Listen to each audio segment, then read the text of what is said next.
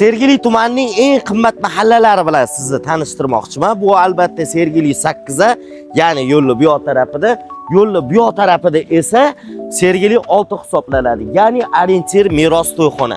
Ayni shu yerdan to'rxonali xonadonimiz savdoga chiqqan. Videoni oxirigacha ko'rib turing, hamyonbop narxlarda. Xonadonimizga kirib kelaverishimizda 5 xona qilinganligiga ahamiyat beramiz.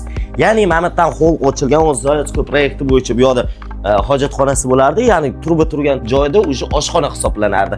Ya'ni mana shu joy kengayib, o'sha bitta xonadan foydalanyapsiz. Endi esa bitta xonalar bilan tanishtirib o'taman. 315 ga 520 zalimiz bo'lyapti. Buni xohlasangiz siz spalniy sifatida ham foydalanaverasiz.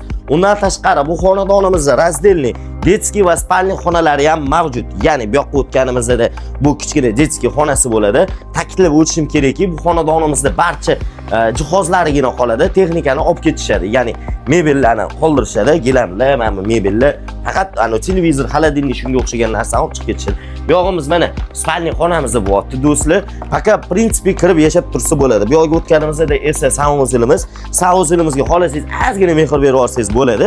Bu yoqqa o'tganimizda esa o'sha 315 ga 520 yana bitta salimiz bo'ladi. Xohlasangiz aytayapman, boyagina spalniy qilib qo'yishgan ekan. Buni spalniy qilib qo'yib, yo zal sifatida ham foydalanaverar ekansiz.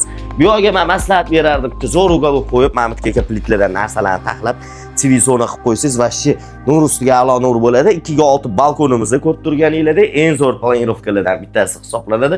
Shu imенно 2 ga 6 balkonli. Bu yoqni ham bo'lib olib, yana 6 xona qilib olsangiz ham bo'ladi. 9 qavatli domning 5-qavatida joylashgan to'rxonadan iborat 5 xona qilingan xonadonimizni narxiga keladigan bo'lsak, $86,500 so'ralmoqda. Yana buni ipoteka qilib xarid qilishingiz ham mumkin. E'tibor uchun rahmat.